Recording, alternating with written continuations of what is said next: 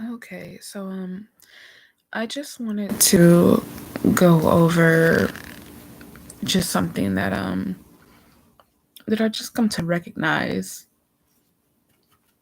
So ultimately,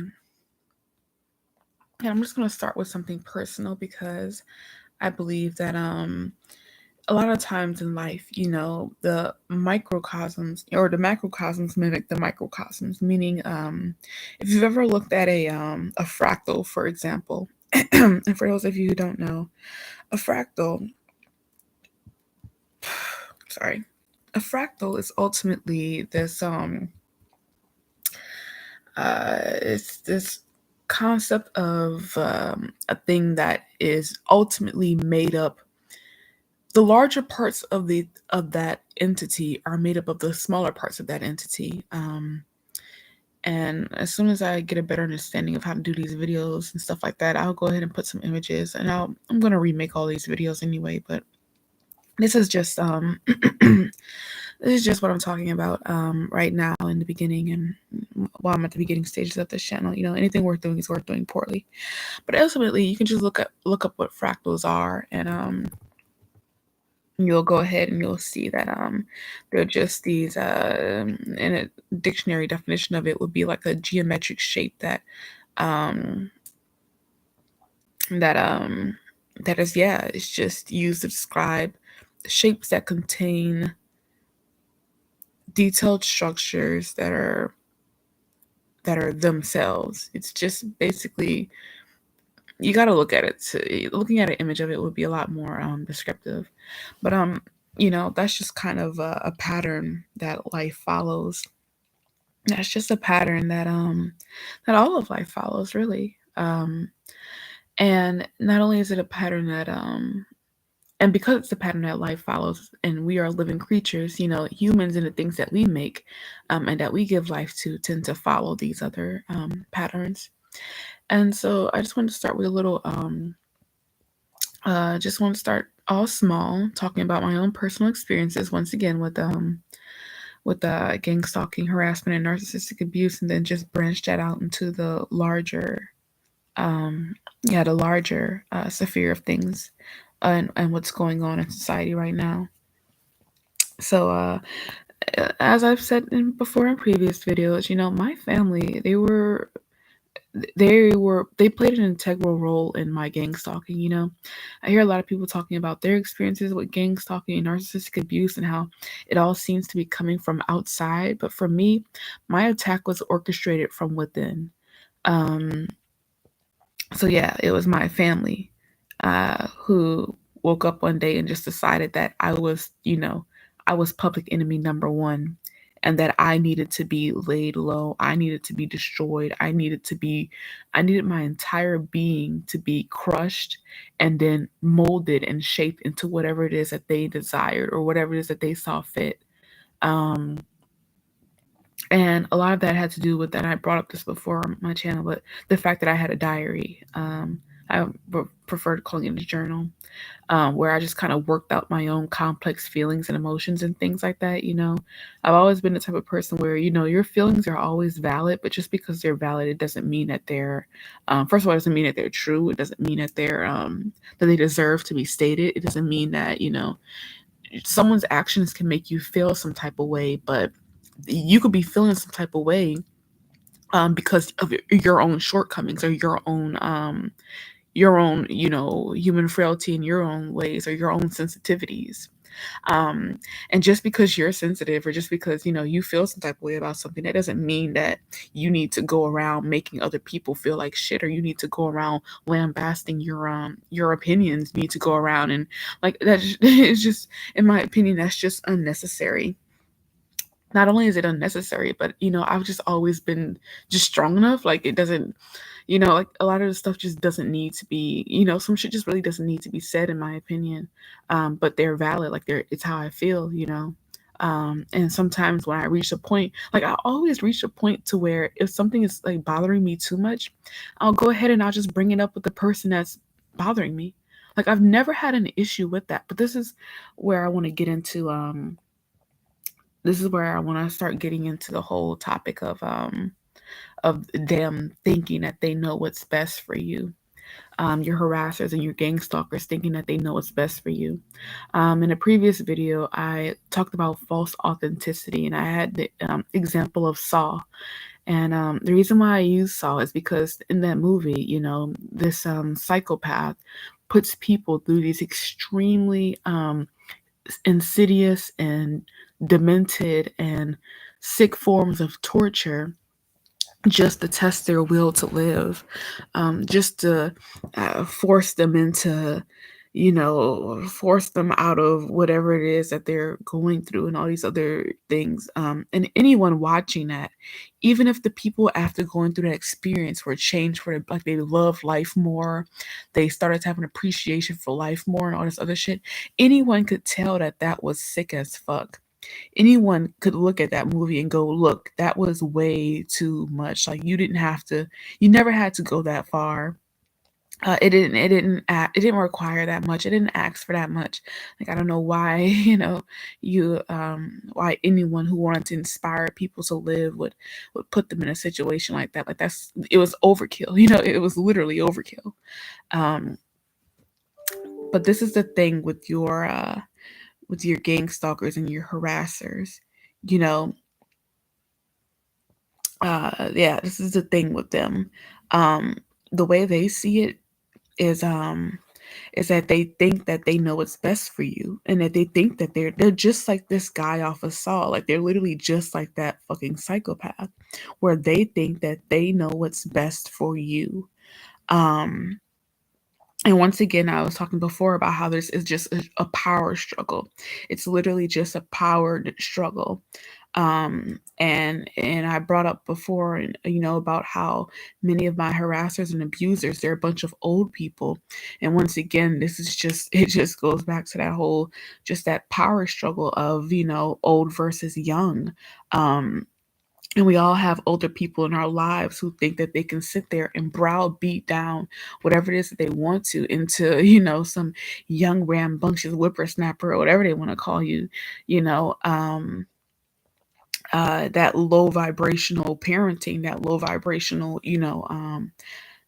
uh, just style of engaging with the youth, that ask you to once again, just that beast style parenting, that beast system, um, of bringing up people, and the reason why I call it a beast style or beast system or beast like or bestial is because of the fact that it's very animalistic. It's very what's the word I'm looking for? It's just it really harkens to how we treat livestock and things like that. Humans have dominion over animals, and that's just our birthright. This is just that's just it is what it is. If you want to get religious, like this is just our birthright. And this is because animals are limited by their biology. They are limited. Um, and we as human beings are just we were just given that giving whatever it is that made us able to choose and able to access just higher levels of being, higher levels of existence and of thinking, just the ability to choose, really the ability to choose. um and where I'm going with this is ultimately in my household and in my family, and this is just something that kind of recently happened. I've just come to realize, and like I said before, a lot of the times whenever you're going through gang stalking, it's always very personal. The Once again, the overall structure of it is something that we can all identify with, but the what's happening is very personal.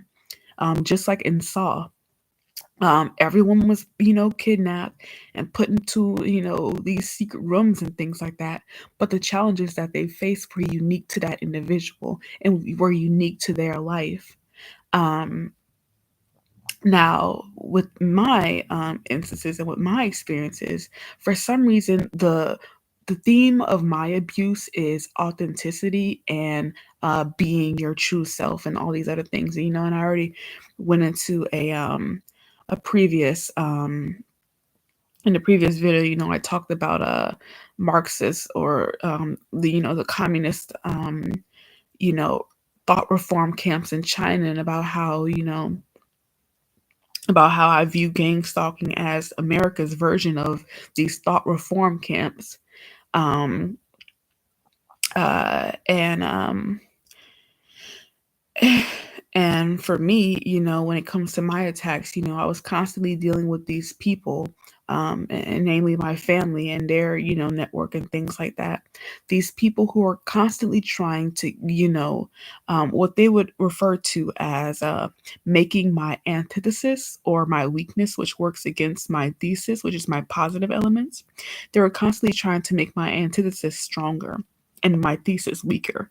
They were trying to make all of my weaknesses that I were trying to separate from myself from my to replace my they were trying to make my weaker points to replace my positive elements as the dominant force within me.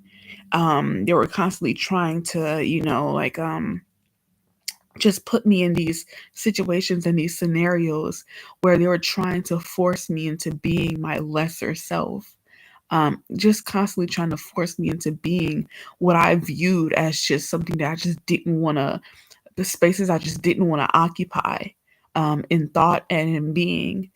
They're just constantly trying to force me into those spaces. And wherever it was that I did want to occupy, they were trying to block those spaces off and remove me from them. So, for instance, if I wanted to collaborate with other people and be in spaces with other people who are doing things with their lives, because that motivates me and that helps me to be a better person, and that is what helped me before to be as hard work. Like I was only ever, I always talk. I don't know if I ever brought this up, but I was a very hardworking academic, and still very popular and likable person. It's like I had book smarts, street smarts, and and high EQ. Like I had all of it. Like I had all of it going for me, and that made me extremely favored. Like that brought a lot of blessings in my life. Like I was just constantly going up and up and up. I was constantly drawing in all of these interesting and wonderful people that could take me to the next level. And when my family found out about that through my journals, all of a sudden the abuse just rang in heavily. Um, and they've been trying to isolate me and force me into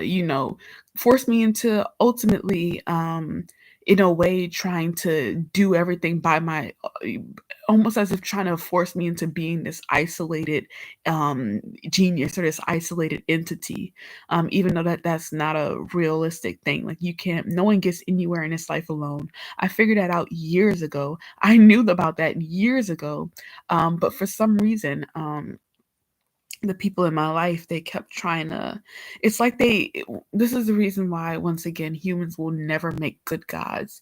And this is because in my journals I was always, like, what is it, I was always writing in a very exaggerated manner, because reading it back, it would just be more interesting to read it. Like for instance, if let's say like for instance, if I wanted to, for instance, start a club, simply in my real mind, everyday life, you just kind of just find people who are interested in the same things you're interested in, and then you just kind of just do it. You just do it. There isn't really too much thought behind it. And that was the same way with me. But when I would journal, I would, almost try to make my life almost like it was a movie or something like that.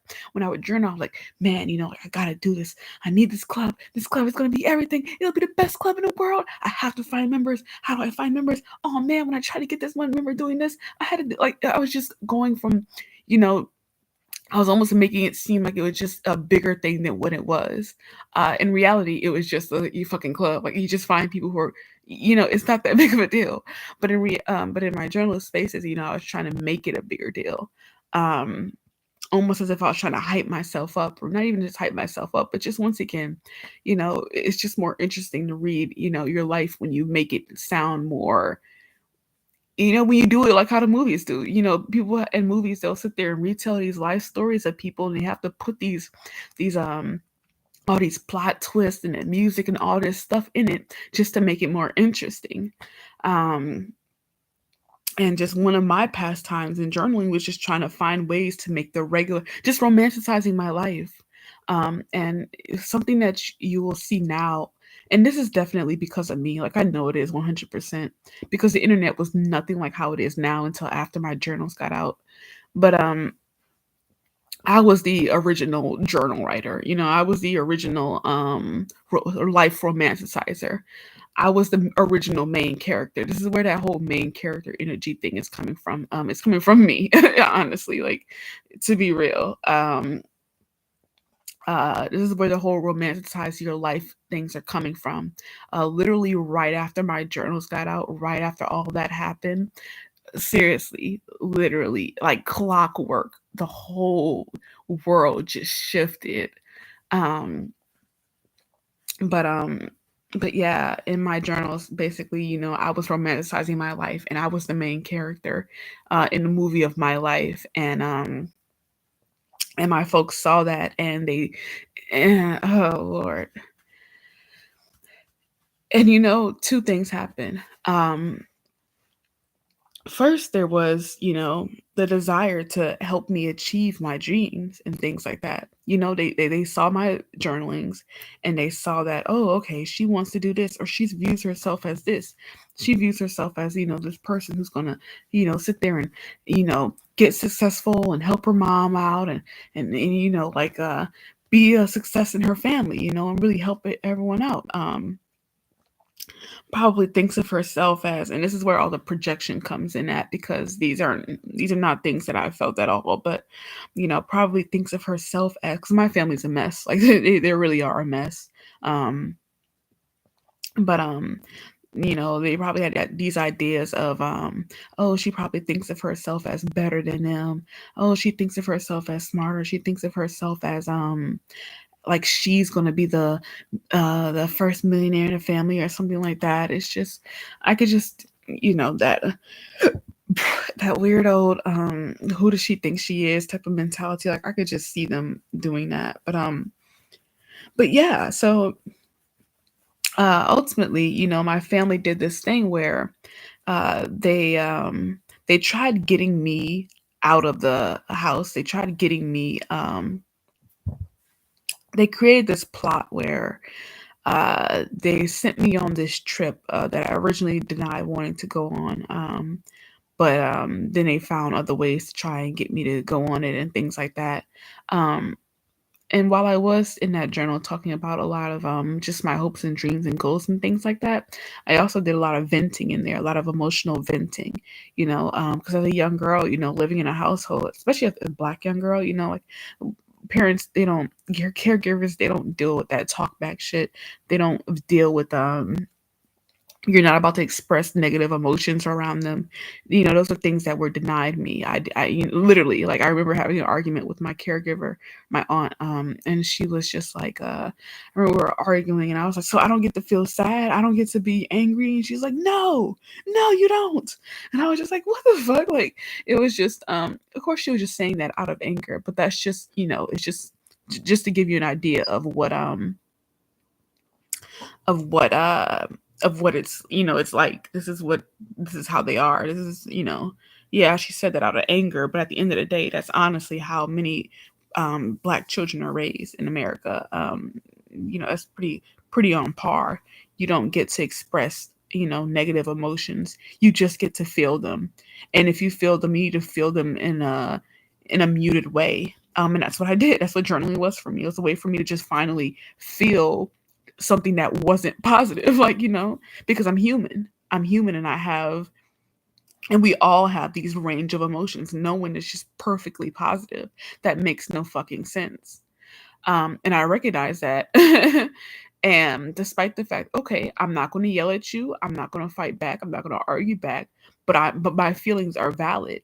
And journaling was just a way for me to validate my feelings. It was just a way for me to just validate how I feel, because no one else is going to do that for me. No one else was. And honestly, it is what it is. Like, I really don't care. Like, at the end of the day, I really didn't care. Journaling was more than enough for me. It was just this perfect, compromise. I don't need outside validation. I can just validate myself. Like it worked. It worked. And despite the fact that, in my journals I would vent, and I'd be angry and stuff like that.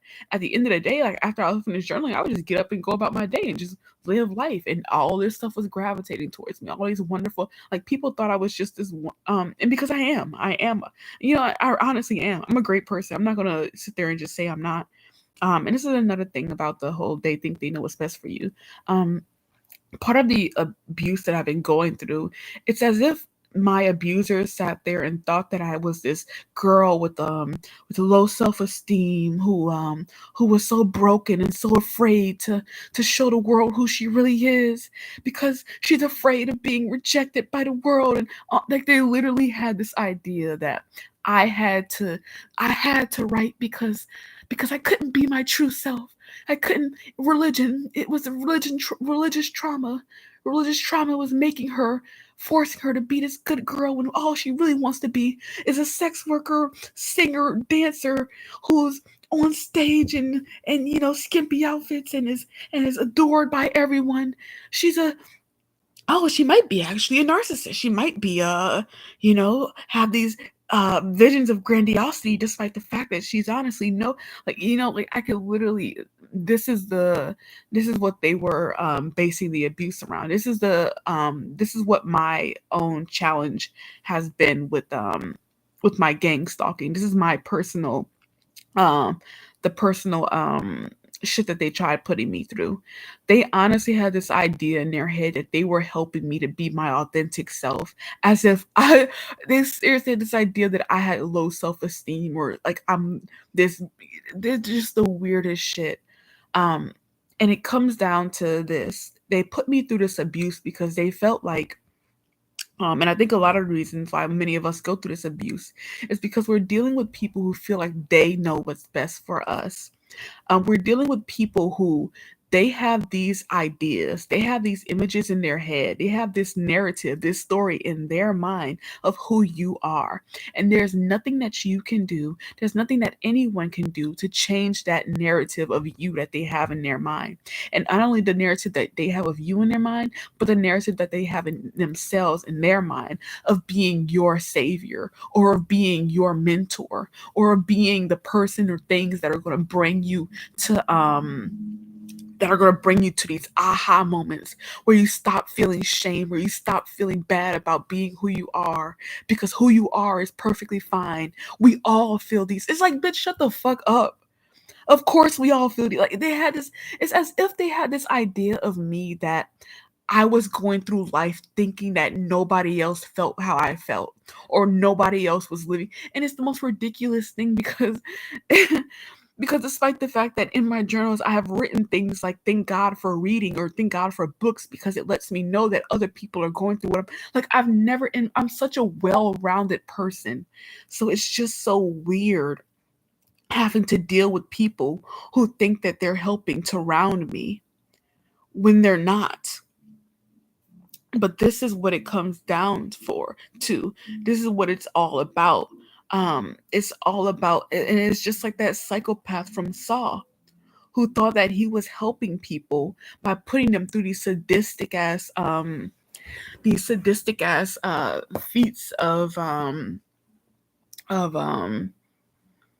psychological and physical torture and manipulation, just to get them to see this or that when it really didn't take all of that. I've and this is what a lot of us are going through. We're dealing with people who think that they know what's best for us, who think that and this is another thing that really makes it sick is how early on in life it starts. I was 20 years old when this all began, which is pretty fucking young. I had so much time to develop. And the thing that's crazy is I was already doing my own self-development, coming out of my own shell. Like it's like and this is the reason why I know it's a bunch of old people with no lives doing this type of thing, because it's like when someone is looking at a flower and they really want it to bloom, so they're sitting there trying to. You see a flower and you see it just blooming, and you're like, "Oh, it's so close to blooming. Let me just start pulling down the petals." And when you do that, you're actually fucking up the flower. Or, there's this one game I used to play called Virtual Villagers, and it's a really wonderful game. And in the game, basically they have these little you're trying to keep an island alive, or people on an island alive, by helping them to learn how to survive by getting resources and things like that. But every now and then you'll have these little stories pop up. And in that game, one of the stories that pops up is you see a moth, or you see a cocoon, and you see something trying to come out of the cocoon. And you have two options. You can either let the creature struggle and get out of the cocoon, or you can open the cocoon for them. And when I was younger and I was playing this game, I was like, let me help the thing come out of its cocoon. Let me just help it. And so I opened up the cocoon, and then the story continued, and it said, opening up the cocoon by itself would have given the moth the strength that it needed to survive. But because you opened it, you effectively um, made the moth weak and it died. Basically, the moth died because I tried to open up the cocoon for it too soon. And this is and that story, it just kind of stuck with me because I was like, damn. And then I look back on my life and I see what I'm going through, and this harassment and this abuse, and I'm just sitting here thinking to myself, like, this is what I'm experiencing. There's these people who they're older, they have more resources, they have more social capital and things like that, and they see me and they see this potential, they see this thing trying to come out of its cocoon, and instead of just letting me naturally come out of my cocoon, naturally evolve into, naturally build up my strength and things like that, instead what they wanted to do was force me out of my cocoon. They wanted to rip open the cocoon and just plop me right into whatever it is that they wanted to put me into, um thinking that they're helping me, when all they really did was just weaken me. Like, literally, for the past few years they've just been weakening me and weakening me, and making it just to the point where I'm now in this if you've ever dealt with this type of abuse, you understand how just helpless it makes you feel, how dysregulated it makes you feel, it basically is a way to just fucking waste your life. Just like how in that video game, opening up that cocoon prematurely weakened that moth to where it died. This harassment and this gang stalking, this abuse, what it does is it just prematurely, it's just, this is the reason why humans don't get to be God. Because they just seriously don't know what the fuck they're doing. They don't know what the fuck they're doing. They don't know they seriously think that they have the knowledge and the wisdom to be these orchestrators when they don't. They just don't. And for many of you that are going through this form of abuse, like, this is what you're dealing with. And if your family was in on it, this is what especially if you're the youngest. Like, as the youngest in my family, like, this is another thing that I have to deal with too.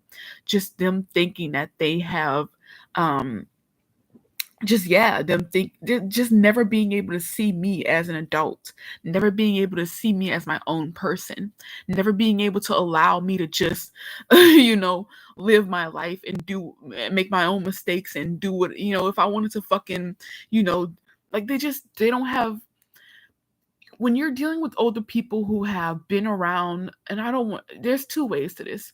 There's older people who feel like they've wasted their lives, and then there's older people who don't feel like they wasted their life, but if they would have just been a bit more, you know, a bit more focused when they were younger, they could have had what they had a lot sooner. And they sit there, and once again, they're looking at you and they're looking at all this potential, and they're just trying to live vicariously through you. The gang stalking is a way of living vicariously through the victims.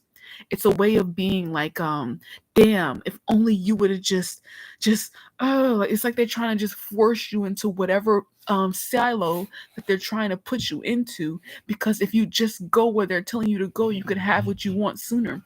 But at the end of the day, that's not how life works. That's not how humans work. We have to go through our own journeys. Life is already going to present you enough with enough learning opportunities.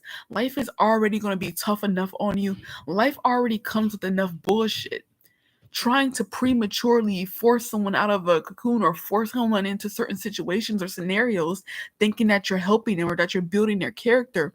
You're not doing that at all. They're not doing that at all. It's just going to kill the moth. It's just going to kill you.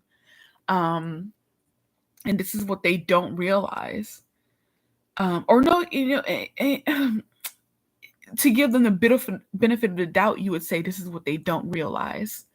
But I'm not really too keen on giving people much older than me the benefit of the doubt, because I always bring up this example because it just really goes to show you just how much more mature you can be than your seniors. When I was in Peru and and I was on that fake ass family trip that they were, trying to put me on. When I was there, I was dealing with my younger cousin, who was just younger than me by 2 years. But she was extremely, all of the most negative stereotypes about Americans that exist out there, she embodied all of them. She nearly burned down the place twice and had the locals trying to kick us out. She did get us kicked out of that environment. She brought a pet with her that was scratching up the furniture of this woman's house who kindly let us live with her. Um, she was leaving rotting food on the tables and things like that. And hey, if you live by yourself, that's one thing. But she was living with me. When you're with another person, you take more care to just be a bit more conscientious about your environment. And if it was her personal bedroom, I wouldn't give a fuck at all. But these are the shared spaces. In shared spaces, you act like you act like you're fucking sharing a space. It's not just yours. But she was just extremely, and I mean extremely, like I had never in my life dealt with a person who was so self-absorbed and so selfish and so just, it's as if she was a fucking child in a grown woman's body. Like it was the most bizarre thing ever. But you want to know what I did when she was? Oh, and that's another thing. She would go through my things in the middle of the night when she thought I was sleeping. And this is a girl who was coming from a family with way more money, a family where she was the only child for a long time, so she's always had more than enough attention. Like this is like this girl had absolutely no reason to be obsessed with me or to be fucking with me in any way, shape, or form at all, or to be going through my things, but she was. And you want to know what I did that entire time? First of all, never not once in my mind did it cross me. Never not once did it cross my mind to do to her what she was doing to me. I was looking at this girl for who she was, an ignorant little girl, and my form of punishment or of punishing her for her actions was just removing myself from her. That was it. I wasn't trying to, I didn't ever, it never crossed my mind at all to sit there and try and go, she's so immature. She needs to grow up. Yeah, she is immature. And yeah, she did need to grow up. But I'm not her fucking mother. I'm not about to sit here and try to fuck with her just to get her. Like it was just the most, like never once in my mind did it cross me to put her through all these different scenarios or to put her through all these different situations um, just because she was an immature little brat.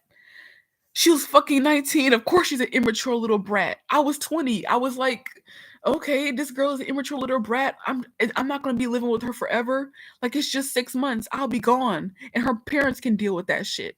But I've lived and I've learned now. Now I know she's not, she's just someone I don't want to associate with. And that was a very mature thing for me to do. Um, and I'm sitting there and I'm looking at that situation, and then I'm looking at how the adults in my life are treating me, and I'm just like, what the fuck is wrong with you guys? Like, you don't sit there trying to you don't put people through insidious forms of abuse just to get them to like it's just it's just beyond me.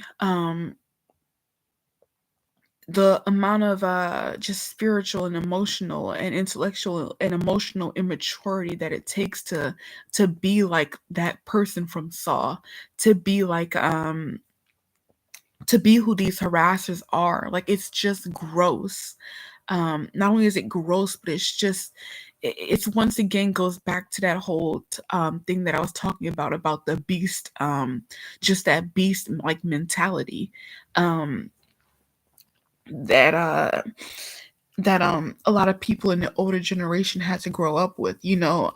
Something that comes to mind when I think about the microcosm and then the macrocosm. When I think about how, growing up, your parents, when you were crying, they would say something like, "Quit all that crying before I give you something to cry about." There was no uh go cry in the corner. There was no let's talk about your feelings. There was no none of that. It was just stop all that crying before I give you something to cry about. Just that very lower order, lower level style of parenting and things like that.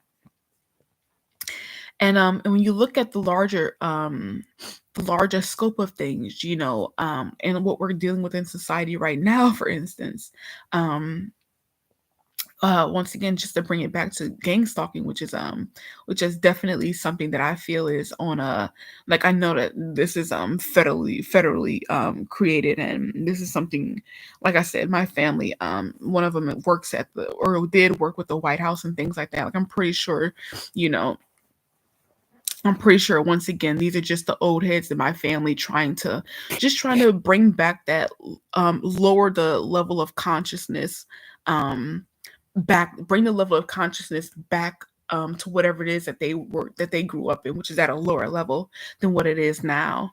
Um just that whole, uh just once again, just invalidation and then punishment.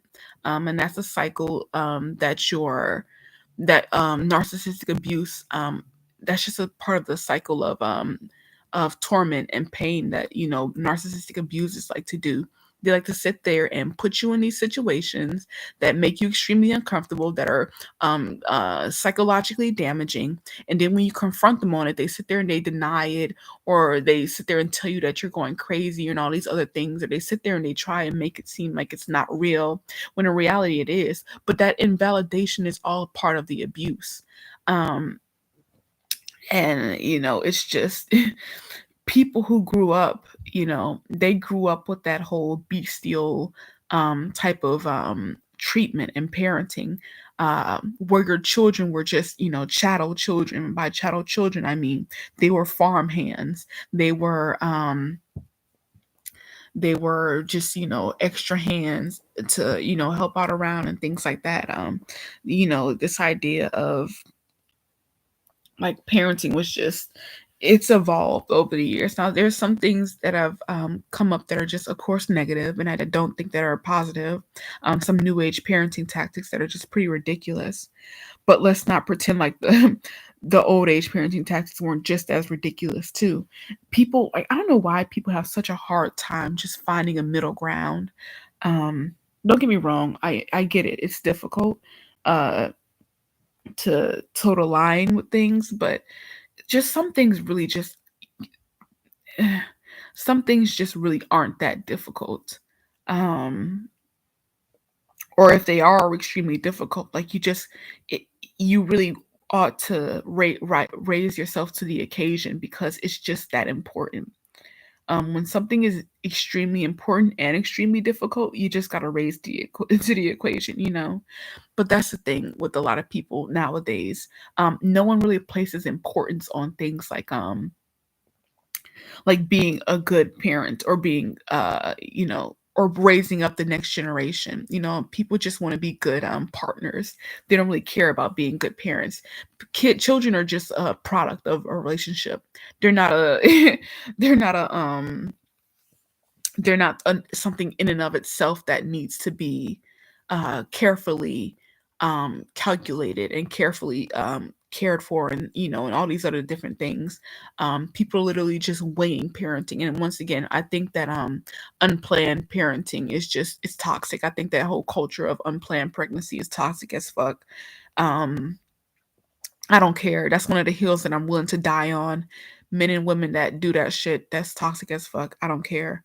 I don't care. Um, but um, but yeah, it's just, it just all goes back to this whole idea of them thinking that they know what's best for you. And now cue the what we have going on in society right now.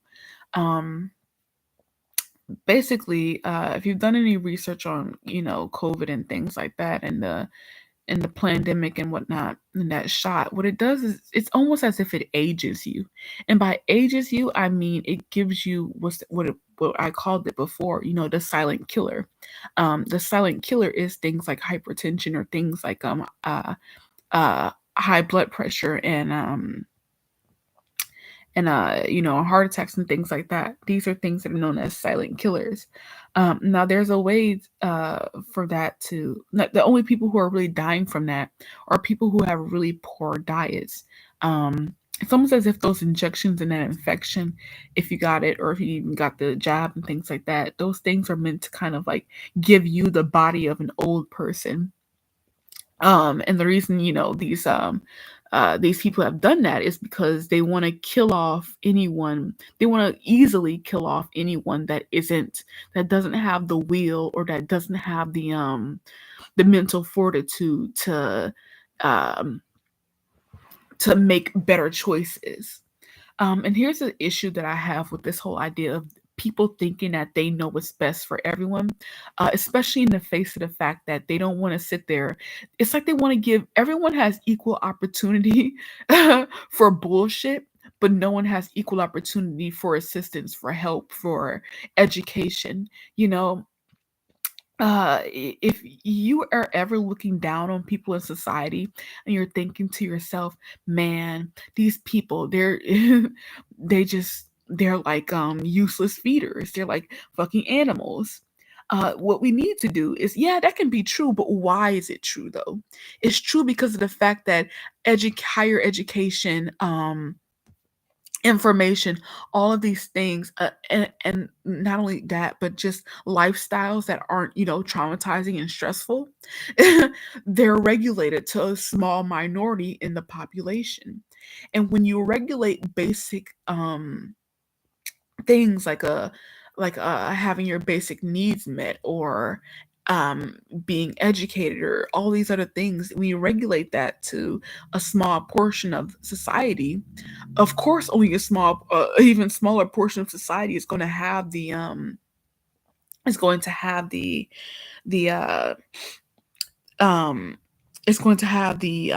ethics, the whatever it is that you want more of. Only a small portion of society is going to have it, because only a small portion of society is being given the environment, the education, the finances to embody all of those values.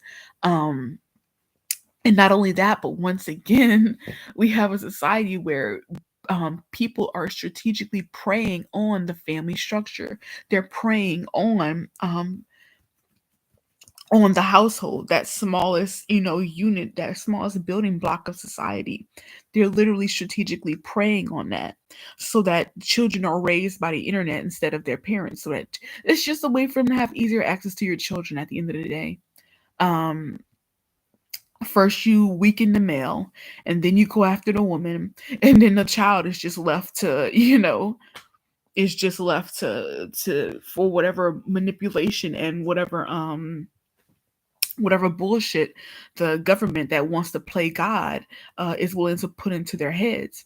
And this is the reason why I'm once again completely against New Age spirituality, and especially things like manifestation and all of that.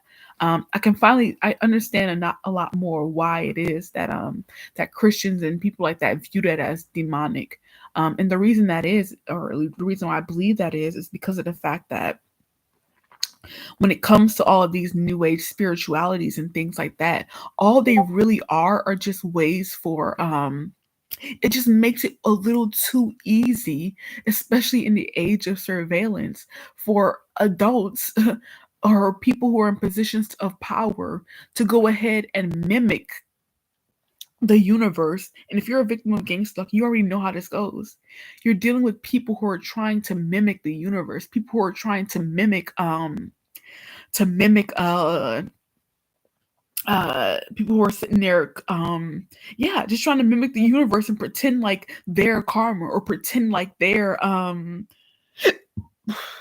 the karma police, pretend like they're gods, pretend like they're these all-seeing eyes who are able to justly, who can read hearts and minds and are justly able to dole out punishment or reward how they see fit, when they actually can't. They can't read your minds. They can't control your bodies. They can't read your hearts. They really can't. And what they do is they just go, well, I can't read minds, I can't read your heart, I can't actually control your body. But what I can do is just look at what I see right before me. Um, and I'm gonna go ahead and I'm gonna judge you and I'm gonna, do all this other bullshit to you based off just what I see before me. And that's bullshit. That's always been bullshit. Because people's actions always come from some place. And this is the reason why humans can't be gods, because you can't read hearts. You can't even ever get a full scope of the situation. Like, once again, like when it comes to the abuse that I'm going through, it's like people are trying to teach me lessons that I learned in grade school. I've learned a long time ago how to deal with fucking rejection. I've been rejected all my fucking life. Like, it's the most ridiculous thing. I've learned a long time ago how to deal with patience and waiting. I've been doing that all my fucking life. It's the reason why I held off college and things like that. I don't need to learn this shit. There's a reason why, like, and this is the reason. And they sit there and they think that they're doing something. They really think that they're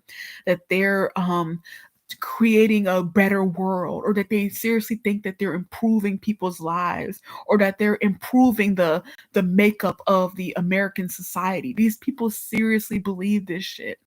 um they seriously believe that they're bringing order and structure and all these wonderful things back to society. They seriously think that, when they're not, because they're not gods. They can't do it. They're not capable of doing it. What they are just these imperfect human beings projecting their own ideas onto other imperfect human beings, thinking that they can manipulate them into performing how they will or how they see fit. And they sit there and they do that by sitting there analyzing all that information that you guys put online. And if you're in a narcissistic family, they do that by analyzing your journals if you have them. But what they don't get is that, look, sometimes kids, they just exaggerate things. Sometimes kids, they fucking lie. Sometimes, and as soon as I figured that shit out at 20 or 21, I was like, oh, word, you're copying me for my journals? Word, let me troll the fuck out of you. I've been trolling the fuck out of my harassers for fucking years now. And only recently have I stopped, because I was just like, these people are never gonna grow up. But I will. Like, that's the thing about your abusers. Like, they'll never change, but you get to. These people are sick as fuck. And all you can do really is just be thankful. Be thankful that you don't know what type of darkness it takes being inside of someone to drive them to try and destroy the life of someone else. Just be thankful that you don't know what it's like to have that level of evilness and hatred inside of you, to make you think that you deserve to be to make you think that what you're doing, to make you think that pushing someone to suicide, or to make you think that emotionally dysregulating someone, or to make you think that harassing individuals is actually doing something good. Like, just be thankful that you don't have that level of just that level of darkness inside of you, that level of bestiality inside of you. Because at the end of the day, that's what they are. They're just human beings that have just signed themselves over, made contracts with the devil, saying, "Yeah, I'm a beast. Yeah, this is me." Like, like I said before, I'm dealing, like, authenticity has been a really big theme in the abuse that I've been going through, and they seriously think that that my desire to just be the best version of myself that I can be is some type of religious um way of me confining myself and locking myself in a box or some shit. And it's just like, bitch, no. I just know the beauty of discipline. I know the beauty of all these different things. And I know these things because I've been in environments around people who are more disciplined, and I've seen how that benefited their lives. And I wanted that. And I wanted to be part of it. And I am part of that. These are just things that I'm part of. These are the higher values that I want to embody. That's just as much as my authentic self as my weaknesses. Um, but they don't, and once again, it also goes back to, once again, just that whole, just the insecurities. Once again, you striving to be a better version of yourself, if for some reason, and this has nothing to do with you and it has everything to do with them, for some reason that triggers them in some type of way, because it makes them look at their lives and their shortcomings, and it makes them say, it makes them feel worse about themselves for whatever reason. It has nothing to do with you and everything to do with them. I always bring this example up of the people in my life that don't drink. For some reason, you holding yourself to whatever standards you hold yourself to, it just triggers some people. You could sit there and say, "Nah, I don't smoke or I don't drink," and they'll sit there and think like, "Oh, you must be. Who are you? Like, why do you think you? Do you think You think I'm a bad person because I drink? Oh, you must be so immature. Oh, that person, they're still a child. They don't drink. They're afraid to curse. Look at them, so childlike. So, and it's like, bitch. And it's always the people that are religious too. Like, it's so funny how it's just like I look at my sisters, for example, especially with my oldest sister. This girl is, she considers herself a Christian, or she considers herself to be Catholic, and it's always the people that would burn in hell that are Christians. Like, why is it always the most the most unsaved people that are that are in the church? Like, I don't get it. But at the end of the day, you're dealing with people who, they have all this darkness, not only in their hearts but in their deeds. Like, you can see it in the way that they move, the way that they operate. And I think that just because of the fact that their evilness, their darkness, they're putting it on full display, that somehow makes them better. I don't know what it is. But once again, this is just that emotional, spiritual, intellectual immaturity that I've just been having to deal with. um I just been having to deal with people who think that they know what's best for me, or think that I will never, unless I'm put through some sick um torture game, I'm never going to eventually mature into, and become who I say I am. It's just like in that virtual villagers game. They seriously think that they're helping the moth by ripping open the cocoon, forcing it into the world before it's ready. But no, that moth being in its cocoon for as long as it is and doing what it does, that is building its strengths. That is building its ability to navigate the world in a healthy manner. And what you have is, once again, humans trying to play God, and not in the, because I'm really big on being a creator. Whenever I say I want to be like God, or when I want to play God, I mean I want to be a creator. But I'm realizing that with other people, being a creator isn't what they want to be. They want to be a controller. There are people who have these God complexes of wanting to be the controller. and and these people, they sit there and they they, like how I was in that little game thinking I was helping them all. They sit there and they try to prematurely push people into these situations and scenarios, thinking that they're helping you out when really they're not. Look at all these rich ass fucking millionaire assholes literally infecting people with a virus that ages them and that gives them hypertension prematurely, just so that they can force people who don't eat healthy to die sooner than they would have otherwise. Look at these assholes literally filling the media up with lies, straight up lies, literally radicalizing teenagers into radicalizing young boys into violent agents of chaos that are shooting up the place, just so that they can purposely force people to give up their guns and to welcome in an authoritarian state where all you do is listen to the voice on the box. Like, look at these people, look at how fucking disgusting they are. And it's happening at every fucking level. It's happening at the top, it's happening at the bottom. All these people trying to play controller, trying to be controller. Oh, look at me, I can do it better. Oh, girl, you're not living your life right. You're wasting your life. Let me force you into this. Let me force you into that. Just fucking do it. And it's like, what the fuck is wrong with you? This is my life. This is my life. This is their lives. This is our lives. Worry about your own fucking life. But that's the problem with people now. Nobody wants to live fucking life. And that's another thing about the whole obsession thing with me. Like, I've been having people seriously obsessed with every ounce of my being, with who I'm fucking, with how I'm fucking, with what I'm eating, with how I'm eating. Like, they're literally watching my every single. You know how it goes. If you're a victim of gang stalking, you know how it goes. You know how obsessed these people are. And what they're trying to do is they're trying to force you to sit there and think that there's someone always watching. What they're trying to do is make you think and believe that there is some mystical force. Like I said at the beginning, this is all just to make you think that this is just state surveillance.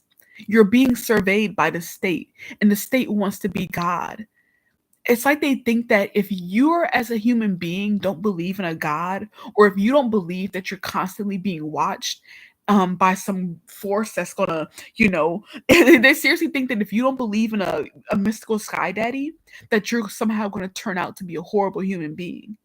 And this is the reason why I honestly think that part of it is like some religious cult inside of the state, as if, because you know in different states, you know, they have well, not in different states, but at different levels of in the government, they have their own little internal parties. You know, like the Freemasons have their hand inside of the government. You know, the right wing and the left wing, they have their hands inside of the government. And there's this religious underbelly that apparently has their hand inside of the government too. And it's as if they're trying to force. It's as if that one little religious underbelly that is targeting me, they think that if I don't believe in a god, I'm going to be this sacrilegious, horrible human being out here just being immoral as fuck because I don't think that my actions have consequences, or I don't think that or I don't have a moral conscience. There's these people who think that if you don't believe in a god, you don't have a moral conscience, or that you don't have a moral compass. And first of all, not only is that just 100% patently false. Matter of fact, despite the fact that I don't believe in a God, at least a God in the way that people do, no, I don't believe in I don't do that religious thing. I don't do worship. I don't do none of that. I don't do religion or spirituality, none of that. I'm not with that shit. But I do believe in, you know, the good and bad forces. If you want to call those gods, sure, I will call that God. But but yeah, no, I don't believe that there is this great big force judging my actions. No, that's what humans do. That's completely 100% human. Humans sit there and watch the lives of other human beings, judge them, and then dole out punishment and reward how they see fit. That is 100% human. And your gang stalking abuse is 100% human. I guarantee it. Um, but these people are, you know, they're in the metaphorical sense that the religions, once again, religions are just mediums for explaining the good and bad forces in this world. And from a religious perspective, these people are just possessed by demons. These people are the fallen angels. These people are the ones that have accepted the mark of the beast. These are the beast human beings that have let go. They don't want to occupy this domain of man. They want to occupy in a domain of beast, of animals. That's their domain. And that's the reason why they have such an issue with you holding your own moral values. This is the reason why they're trying to force you into a what's that word I'm looking for, that moral collectivism or whatever it is that they call it. But you know, just to not have values of your own, or to only possess the values that they tell you to possess. Because they're trying to, once again, if we go back to thought reform by Lifton, they're trying to make that your weaknesses replace the strengths inside of you as the dominant force inside of you. They want to make whatever is you know, whatever you consider, it's just what the world is doing. It's just the world's way of trying to get you to trade your soul for worldly acceptance. Oh, we all doing it, sis. We all feel that way, sis. So you should too. Like, what are you worried about, girl? We all doing it. We all like, you know, it's just them trying to once again get you to trade your soul for the world. Um, because they did it. There's a lot of people who a long time ago traded their souls for this world. And they don't see and it's so weird because I'm not the religious one, but I'm the but I'm the one who is, it's just funny how life works. All these religious people, all these people that believe in God, but they obviously don't believe in it enough, because look at how they're behaving, look at what they're doing, look at this shit. But yeah, when it comes to gang stalking, narcissistic abuse, all this stuff, what you're really dealing with are people who think that they know you better than you know you, and who think that they know what's best for you better than you know what's best for you. And what we're dealing with in this country right now is a state that thinks that it knows what's best for its people, that its people knows for it. And you know what? That part might actually be true. But the only reason that part is true is because this country has systematically dumbed down, systematically preyed upon, and this is what unchecked capitalism does. But we're gonna go into that in another video. But this is just all I wanted to talk about today. I just wanted to just make that very clear. You're not and once again, I say this every video, and I want to make sure I say it this video. You did nothing to deserve what you were going through. It has everything to do with your abusers and nothing to do with you. They're sick. They occupy in the domain of beast. They're the broken ones, not you. So yeah.